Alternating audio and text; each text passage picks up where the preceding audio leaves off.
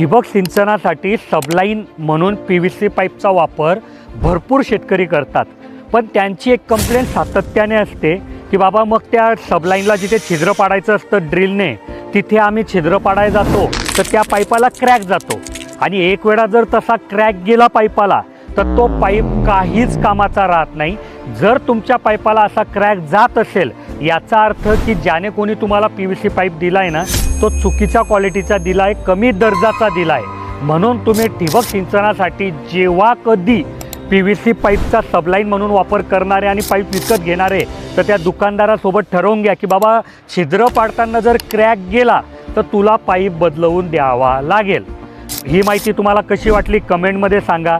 ठिबक सिंचन स्प्रिंकलर सिंचनाबद्दल अशीच काही प्रश्न तुमच्या मनात असतील तर तोही कमेंटमध्ये विचारा, मी पुढच्या व्हिडिओमध्ये त्याचं उत्तर द्यायचा प्रयत्न करेल। आणि तुम्हाला असं वाटतंय की बाबा आत्ता कोणत्या तरी इंजिनियरशी बोलून तुमच्या मनात जे खूप सारे प्रश्न त्याचे उत्तर मिळवता आले पाहिजे, तर आमचे इंजिनियर तुमच्या सेवेसाठी सकाळी 8 ते संध्याकाळी 6 उपलब्ध असतात।